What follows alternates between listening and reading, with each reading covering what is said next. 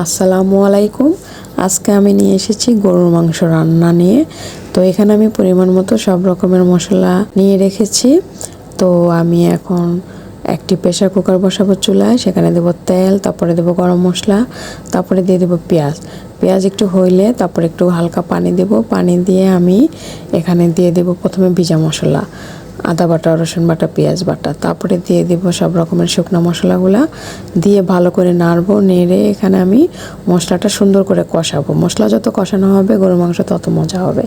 তারপর আমি মাংসটা পানি দিয়ে ধুয়ে সুন্দর করে জড়িয়ে রেখেছিলাম, সেটা দিয়ে দিলাম। দিয়ে এটাকে কতক্ষণ নাড়বো, নেড়ে কষিয়ে ভালো করে কষানোর ফলে দেখা যাবে যে খুব সুন্দর একটা ফ্লেভার এসেছে। তারপর আমি এটাকে গরম পানি দিয়ে তারপরে ঢাকনাটা লাগিয়ে দেবো। তারপরে যখন হাওয়াটা বের হয়ে যাবে তখন এটা খুলে আমি এখানে কয়েকটা কাঁচামরিচ দিয়ে দেব।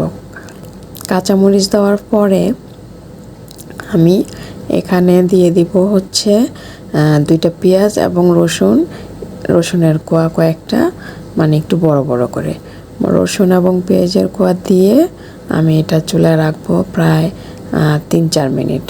রাখার পরে যখন এটা একটু গ্রেভি ভাব চলে আসবে তখন আমি চুলাটা অফ করে দেবো। বাস হয়ে গেল আমার আজকের মতো গরুর মাংস রান্না।